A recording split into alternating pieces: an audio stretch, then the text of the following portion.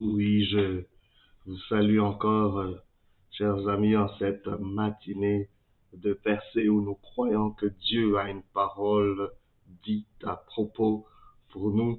Sur ce, le thème d'aujourd'hui n'est rien d'autre que ta réussite est dans le processus. Ta réussite est dans le processus. C'est très important pour nous de le réaliser. Pour ce, nous lisons 1 Samuel chapitre 16 à partir du 11e verset. La Bible dit ceci. Puis Samuel dit à Isaïe, sont là tous tes fils? Et il répondit, il reste encore le plus jeune, mais il fait paître les brebis. Alors Samuel dit à Isaïe, envoie-le chercher car nous ne placerons pas avant qu'il ne soit venu ici. Isaïe l'envoya chercher. Or, il était blond, avec de beaux yeux et une belle figure. Et l'Éternel dit à Samuel, lève-toi, oins-le, car c'est lui. Samuel prit la corne d'huile éloignée au milieu de ses frères. L'Esprit de l'Éternel saisit David. À partir de ce jour et dans la suite, Samuel se leva et s'en alla à Rama. L'Esprit de l'Éternel se retira de Saül, qui fut agité par un mauvais esprit venant de l'Éternel. Les serviteurs de Saül lui dirent, voici un mauvais esprit de Dieu t'agite.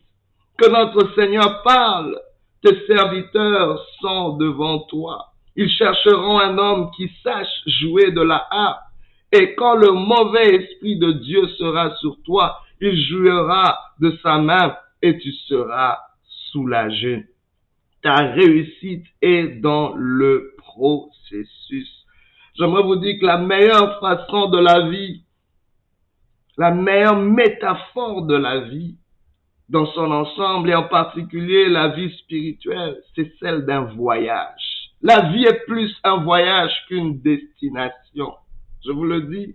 Dans notre société aujourd'hui, on a tendance à être des actions humaines plutôt que d'être des êtres humains. Et ça nous dénature parce qu'on est trop centré sur les résultats. Pas que les résultats ne sont pas importants.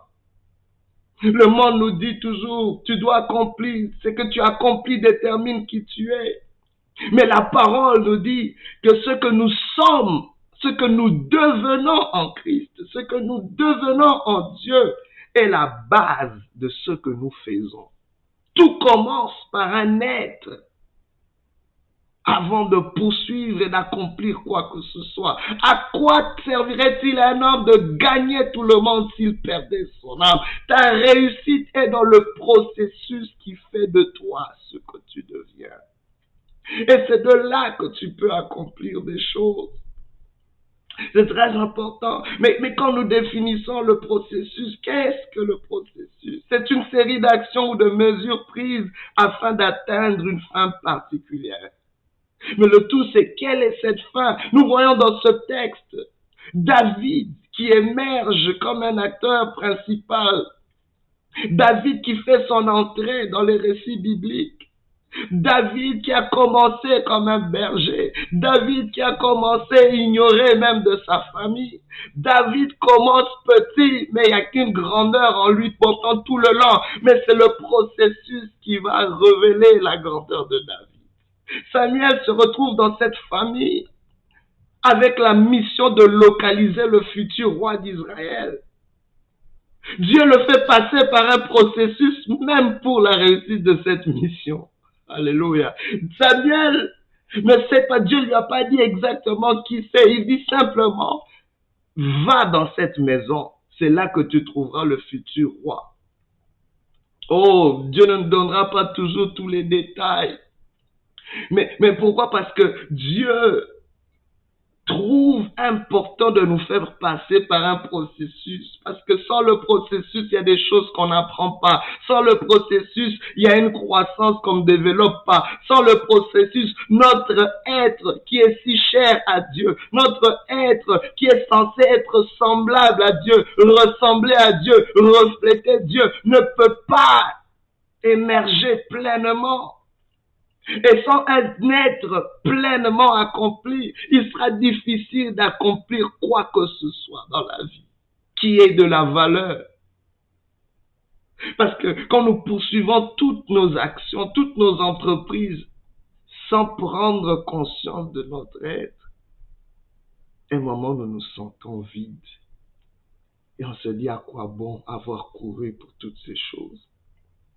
Samuel est donc confronté à cet exercice dans ce processus. Oui, pour lui, le futur roi doit être aussi grand que Saül. Pour lui, le futur roi doit être aussi fort que Saül. Mais Dieu dit non, je ne suis pas là. À chaque essai de Samuel d'essayer de oindre les frères aînés de David, Dieu lui dit non, je ne suis pas là. J'ai rejeté celui-là. Ce n'est pas celui-là. Et il n'y avait plus assez de pendant pour que Samuel puisse faire son choix. Ou plutôt pour que Dieu puisse faire son choix. Dieu était dans le processus. Il dit, celui que j'ai choisi, il est encore derrière les brebis. Celui que j'ai choisi, il est encore en train de passer par un processus. Ta réussite est dans le processus. Et il demande à Isaïe, est-ce là tous tes fils? Il dit non, il y en a encore un qui fait paître. Il y en a encore un qui est en train de faire, qui est dans une activité qui est moins honorante que ceux-ci. Mais Dieu dit, c'est celui-là même. Vous savez, quelqu'un qui apprend à marcher dans le processus n'a pas peur de commencer petit, n'a pas peur de faire ce que les autres ne veulent pas faire. C'est comme ça que Dieu élève les grands. C'est comme ça que Dieu prépare les grands dans l'anonymat. Il les prépare dans des choses parfois qui sont banales, dans des choses parfois qui sont dures. Mais c'est Dieu qui est en train de le faire. Vous savez, Dieu sait que certaines choses devaient arriver dans la vie de David avant qu'il ne puisse être roi. Dieu voulait faire de lui le berger de la nation d'Israël. Et cela, il devait d'abord apprendre à être le berger des brebis que son père lui avait confié. Dieu devait développer ce caractère-là. Le même berger des brebis allait devenir ce berger de la grande nation d'Israël. Dieu savait aussi de même qu'il y a certaines choses qui doivent arriver dans nos vies avant que nous puissions entrer dans ce que Dieu a pour nous. Ta réussite est dans le processus. Ne ignore pas ce processus. Oh bien-aimé, nous devons faire attention à cette vision du tunnel dans lequel on ne voit que le bout du tunnel et on ne sait pas apprécier ce qui se passe tout le long du tunnel parce que c'est sombre, parce que c'est obscur. Mais Dieu est en train de travailler dans l'obscurité de ta vie. Dieu travaille dans l'anonymat de ta vie. Dieu travaille dans les incertitudes de ta vie. Oh, Dieu travaille dans le processus en train de t'assaisonner, de te préparer avant de t'exposer au monde. Le processus apporte la promesse. Sans le processus, la promesse de Dieu ne peut pas s'accomplir. Sans le processus, cette promesse ne pouvait pas se manifester. Dans le processus, les choses doivent changer. Il y a des choses qui changent dans le processus. Une étape amène un changement dans l'autre étape. Dans le processus, Dieu veut qu'on prenne la décision de devenir meilleur et pas amer. J'aimerais vous dire une chose. Oh, il y a deux verbes qui montent dans mon cœur quand j'entends parler du processus. C'est le verbe donner et pardonner. David devait certainement pardonner à son père qui n'avait pas estimé qu'il devait être digne d'être parmi ses autres frères pour être choisi pour être le prochain roi d'Israël. David devait peut-être pardonner à ses frères à un moment donné, plus tard dans sa vie, qui ne pensaient pas qu'il était digne de combattre Goliath. David a dû pardonner à Saül qui était son mentor et qui voulait le tuer simplement parce qu'il y avait une grâce dans sa vie. Oh, je ne sais pas, il y a beaucoup qui ont hypothéqué, qui ont retardé le processus dans leur vie à cause d'un manque de pardon. Mais j'aimerais vous dire, dans le processus, si tu vas survivre d'une étape à une autre, ça te prendra de pardonner. Je parle à quelqu'un qui est bloqué dans une étape de son processus. Aujourd'hui, que cette étape, que tu sois débloqué, ouvre ton cœur, pardonne, afin que Dieu puisse t'amener par-dessus cette étape. C'est juste une étape. C'est pas censé être ta finalité, mais parce que tu as décidé de garder cette injustice tellement dans ton cœur que cela devient comme une finalité pour toi. Tu n'es pas censé mourir dans une étape. Tu es censé passer par une étape. Oh, je ne sais pas si tu entends la voix du Seigneur aujourd'hui, mais une attitude qu'on doit aussi avoir pendant que nous passons par le processus. Oh, bien-aimé, pour saisir cette réussite, ça prend de donner. Nous devons donner. Tu dois te voir comme quelqu'un qui contribue, pas comme quelqu'un qui supplie la vie. Il y a beaucoup, nous marchons comme des gens qui supplions la vie de nous donner quoi que ce soit. Non, tu n'es pas ici pour quémander. Tu n'es pas ici pour supplier quoi que ce soit. Tu es ici pour donner. Tu es venu dans ce monde pour donner. Tu as tellement reçu le souffle de vie que tu as chaque jour, l'énergie, la qualité de, oh my God, la particularité de ta vie, les dons et talents que tu as tellement reçus pour vivre sans donner. Tu as tellement reçu. Dieu ne conçoit pas une vie qui ne donne pas. Qu'est-ce que tu fais? Tu dois donner, tu dois produire. C'est comme ça, bien-aimé, que nous pouvons passer au travers des étapes du processus. Et le but, c'est pas toujours de vouloir passer si vite, mais est-ce qu'on peut prendre le temps d'apprendre? Est-ce qu'on peut prendre le temps de grandir? David était certes loin. Quand Samuel le voit, il était beau de taille, beau de figure et tout ça, blond et tout ça.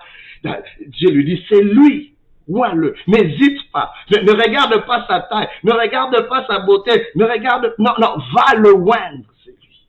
Oh, je prie que Dieu te localise au milieu de ton processus. Je prie que Dieu te localise pendant que les gens t'ignorent. My God, Dieu ne voit pas ce que les gens voient. Dieu regarde au cœur. Oh, Samuel pensait que Dieu était dans les apparences. Dieu l'appelle à oindre David. Il oint donc David, mais David est oint, mais il n'est pas nommé, il n'est pas appointé. Il n'a pas appointé. Vous savez, parfois, on va être oint, équipé de toutes sortes de dons, des talents. Les gens te disent tellement combien tu es bon dans ceci, combien tu es bon dans cela. Vas-y. Non, attention, ne va pas avant que le processus ne soit pas atteint. Reste fidèle dans des petites choses, mais donne-toi le temps de passer par le processus de Dieu. Parce que sans le processus de Dieu, tu peux faire avorter justement ta réussite. Tu ne seras pas prêt quand le moment viendra pour être exposé. La préparation est la clé. Sois patient. Aujourd'hui, on nous enseigne plus la patience. Les gens s'en vont dans les affaires, mais ils n'apprennent pas la patience. Les gens vont dans le ministère, mais ils n'apprennent pas la patience. Les gens fondent une famille, mais ils veulent pas être patients. Les gens élèvent des enfants, mais ils veulent pas être patients envers ces enfants. Oh! Quelle est cette génération qui a oublié cet ingrédient majeur de la patience? Sans la patience, ta préparation sera vaine, ta préparation sera méprisée. Et si une préparation est mal vécue, ça ne produira pas une réussite savoureuse. C'est très important pour nous de comprendre cela. Et nous pouvons faire confiance au processus. Vous savez, dès que David a été oint, la première des choses que David a fait, c'était de rentrer vers ses brebis. C'est pas parce que, oui, waouh, c'est toi le futur. Oh, mais il n'est pas monté au trône. Ça lui a pris plusieurs années parce qu'il y avait déjà un roi. Il fallait que ce roi meure avant qu'il puisse atteindre le trône. Mais Dieu avait un processus. Comment est-ce que ça allait se faire? Moi, je ne suis pas du sang royal. David pouvait se dire, mais la première des choses qu'il avait à faire, je vais rentrer au brebis, je vais rentrer dans ce que je sais faire, je vais rentrer là où Dieu m'a pris et laisser Dieu m'amener. Oh my God! Et Dieu était en train de travailler dans le secret. Pendant ce temps-là, Dieu avait rendu Saül fou. Il était devenu fou. Il y avait une folie qui avait atteint ce roi. Dieu dit, bon, frappons-le de la folie et puis établissons. Oh my God, Dieu crée un problème pour que David en devienne la solution. Ça, c'est le Dieu du processus. Mais comment David devient la solution? Dieu s'arrange à ce que les serviteurs de Saül disent que non, la solution à ton problème, c'est qu'il y ait un musicien. Que quelqu'un puisse jouer de la harpe, quelqu'un qui soit habile. Et David, c'était l'un de ses talents. Dans le processus, David non seulement s'occupe des brebis pour être le futur berger d'Israël, David, dans le processus, joue de la harpe. Commence à jouer de la harpe, même si tu es appelé à être un grand vaillant conquérant. Commence à jouer de la harpe, même si tu es appelé à être servi. Commence à servir. David, donc, est localisé encore une fois. Regarde, Dieu, le Dieu du processus, va te localiser. Oh my God, tu vas être localisé après étape. Dieu localise, il dit non, non. Allons voir dans la maison d'Isaïe, il y a un chantre. Il y a quelqu'un qui joue de la harpe de façon tellement habile. Et Saül n'a pas de choix que de le faire appeler. Mais quand il le fait appeler, il réalise, je sais pas, il regarde David favorablement et il veut le garder plus longtemps. Suffisamment pour que David soit exposé au rouage de la royauté, au protocole de la royauté.